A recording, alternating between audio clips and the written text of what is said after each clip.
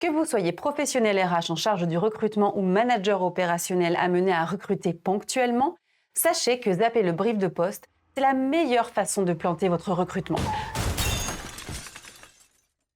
Le brief de poste, ou kick-off, aligne toutes les parties prenantes sur les éléments essentiels qui guideront le processus de recrutement. Quand le planning est chargé, on croit gagner du temps en sautant cette étape. Mais c'est tout l'inverse. Cadrer le besoin dès le départ, c'est en réalité en gagner par la suite. Passons en revue 4 bonnes pratiques pour réussir votre brief de poste. Premièrement, clarifiez le budget dès le départ. Avant même de définir un profil, alignez-vous sur l'enveloppe budgétaire disponible. Sans ça, vous risquez de viser des candidats que vous n'aurez jamais les moyens d'embaucher. Pour cadrer efficacement ce budget, définissez une fourchette basse et haute en intégrant fixe, variable et avantages. Croisez vos chiffres avec le marché, réalisez un benchmark des salaires. Puis croisez plusieurs critères comme l'expérience, la localisation du poste et la rareté des compétences recherchées. Vérifiez la cohérence interne. Est-ce que le salaire envisagé respecte l'équilibre avec les équipes déjà en place? Prévoyez une marge de négociation. Jusqu'où êtes-vous prêt à aller pour un profil rare ou particulièrement stratégique? Un budget clair évite les faux départs et fait gagner du temps à tout le monde.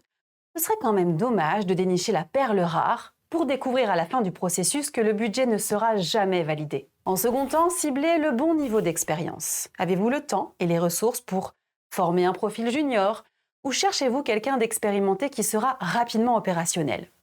Ce choix doit tenir compte de vos capacités internes à accompagner et former un nouveau collaborateur. N'oubliez pas, même un profil expérimenté aura besoin d'accompagnement pour s'approprier vos outils et vos méthodes. Troisièmement, identifiez les compétences à maîtriser.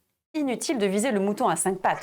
À ce jour, nous n'avons reçu aucun témoignage attestant de son existence. Inspirez-vous des collaborateurs qui performent déjà sur des postes similaires pour identifier les compétences indispensables dès l'arrivée et celles qui pourront s'acquérir ensuite. Et rappelez-vous, une compétence, ça s'apprend. Ne passez pas à côté d'un vrai potentiel à cause d'un CV incomplet. Dernièrement, structurez le processus à mener. Un processus clair est indispensable. 72% des candidats estiment que la fluidité du processus d'entretien influence leur décision finale.